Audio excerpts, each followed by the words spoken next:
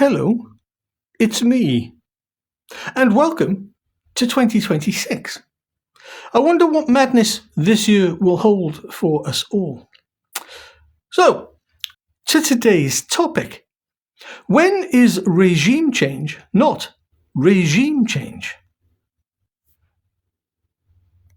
When it comes to the Western Hemisphere, the single most serious threat to the United States from the Western Hemisphere is from transnational terrorist criminal groups, primarily focused on narco trafficking, but they're in all sides businesses as well. So the good news is we have a lot of countries in the region that openly cooperate and work with us to confront these challenges. Mexico, their level of cooperation with us is the highest it's ever been in their history. Throughout Central America, for the most part, except for maybe Nicaragua and to some extent Honduras, we've had great cooperation from Ecuador, from El Salvador, from Ecuador being in South America, but across the Pacific coast, where we're also undertaking efforts. Guatemala, Costa Rica, Panama, these are all nations that cooperate with us openly in search of stability in the region. You move to the Caribbean basin, in Trinidad, in Guyana, in Jamaica, in the Dominican Republic, countries that openly cooperate with us. Even Colombia, despite its unusual president, has institutions in that country that work very closely with us, and those ties remain unimpeded and unaffected.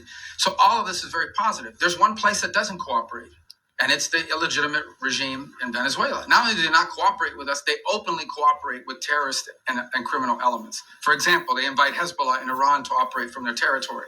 But they also allow the ELN and the FARC dissidents not just to operate from inside of Venezuelan territory, to control Venezuelan territory, unencumbered, unimpeded. On top of that, we know that they are in cahoots with drug trafficking organizations. It's not just that they don't work with us against these organizations.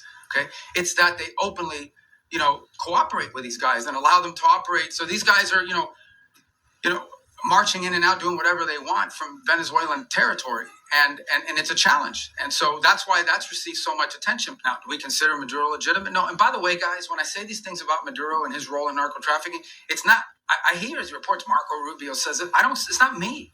A grand jury in New York, in the Southern District of New York. Okay, a grand jury in the Southern District of New York was presented evidence and came back with an indictment, not just against Maduro, by the way, but against a bunch of people in his government for narco trafficking. A bunch. He had, his nephews or the nephews of his wife indicted, convicted in the United States for narco trafficking. Like, this was until President Trump started doing something about these narco trafficking links.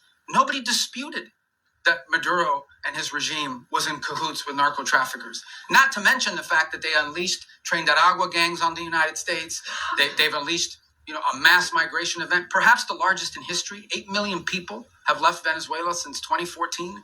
When it comes to the Western Hemisphere, So, America went in and got Maduro, the legitimate president of Venezuela. But the question is how did he get there? Was he legitimate? Are America's assertions that Maduro is in fact effectively the head of a cartel himself, and as the head of the country, the head of many cartels? You've just heard Marco Rubio there talk about the geopolitical landscape in relation to Venezuela, and geopolitics, as it appears now, has never been more precarious. It's a bit of a shit show, really. The enemy of my enemy is my friend. Well, in this particular case, you could reasonably say the enemy of my enemy is my enemy, but my friend's enemy is also my friend, when my enemy isn't acting behind my enemy's back in order to try and become my friend. It's not easy, is it? I've said many times that I'm no fan of Trump. But the way liberal left politics was taking the US before Trump seemed like it was setting the US on fire. In the fight for DEI, run by various NGOs and powerful private organizations like BlackRock, etc., one has to ask oneself whose interests are being served. Now, Trump is many things: egomaniac, narcissist, millionaire, liar, potential philanderer. No, philanderer, I think that would be fair to say, philanderer, and President of the United States for the second time. A man who isn't a politician managed to speak to the American people on 2 separate occasions and beat out politicians. And that can't be for no reason. Politics on the planet is in a very bad state of affairs. Overrun, as I see it at least, by various private interests, intelligence services that have become so pervasive that they're tripping over each other. Trump, in many ways, has simplified things. He's not an inside man. He's not entirely part of the club. Is he establishment? Yes. But he's not so much part of the establishment that the liberal left could count on him. They couldn't. He was such a wild card. I think there are many people who have a deep suspicion that they might have tried to get rid of him. And it's under these circumstances we have to now regard Trump and his current presidency, a man who is literally fighting for his survival, both politically, professionally, and personally. The liberal left in the US whipped up a furore against him and made him a much bigger villain than he actually is. To say that Trump isn't perfect is really a massive understatement. But what he does have is an eye on blue-collar America. He understands where America was going wrong. And he saw his opportunity. And he took it. And regardless of who was ultimately responsible, it nearly cost him his life on more than one occasion. Trump is the medicine that America needs right now. Is he perfect? Not by a long chalk. Is he imperfect? Yes. But who isn't? So, he gave the order. A battle group was dispatched to the waters of Venezuela. Various activities were pursued offshore in order to clear the way for effectively an unimpeded incursion into Venezuela to grab Maduro and his wife. And it went, by all accounts, very smoothly. The fact that no innocent Venezuelans were hurt or injured, as far as we know, is a cause for celebration. But Maduro now languishes in New York, in jail. The press conference after the raid was quite frankly historic, part of which was what was going to happen now Maduro had been apprehended. He literally said, from behind the lectern, "We're going to run Venezuela." And that, frankly, made me very, very uncomfortable. And you have to ask yourself, was this really just about drugs? I don't doubt for one second that was a large part of it. But guess what Venezuela has in spades? It has oil. And America needs oil. The petrodollar is still a massive force across the globe. The currently failing experiment of the European Union and the euro will now never challenge the dollar. So what is this? Well, it's regime change being played out publicly. Despite what we think might be happening with him and Epstein in regard to the Epstein files, he has, on the face of it at least, been the most transparent US president, in my opinion, that there's ever been. Since Trump has been in power, we've seen the various people he's appointed speaking in terms that we haven't seen for many, many years.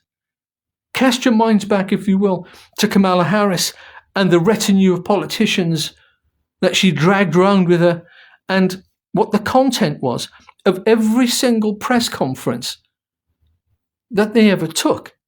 The questions were weak sauce, and the answers still never came.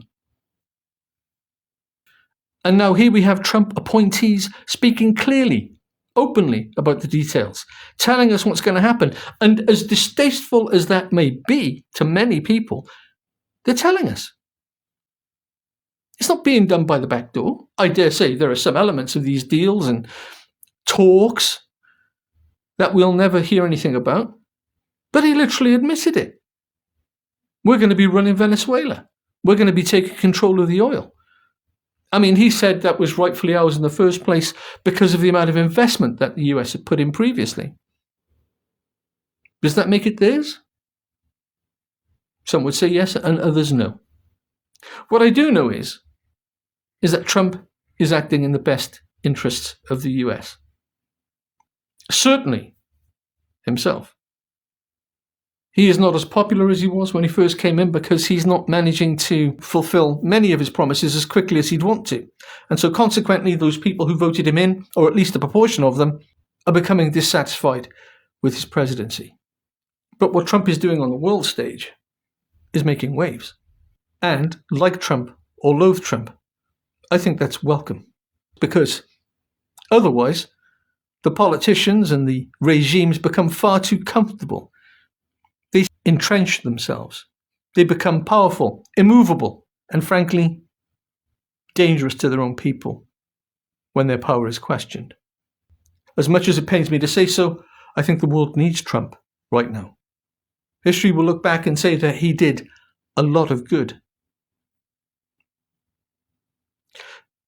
I'd like to end this video by saying that I'm a bit of a lefty.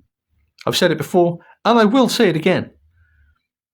We have a party here which has just been birthed by Jeremy Corbyn and Zara Sultana called Your Party. It's the People's Party. And they called out Donald Trump and his actions as regime change, which, of course, they are. We must decry these actions, Your Party say. And you know what? I'm not so sure that we should. Do let me know what you think in the comments below. Do like, subscribe and share because it really does help the channel. And until next time, this is me signing off. Do look after yourselves.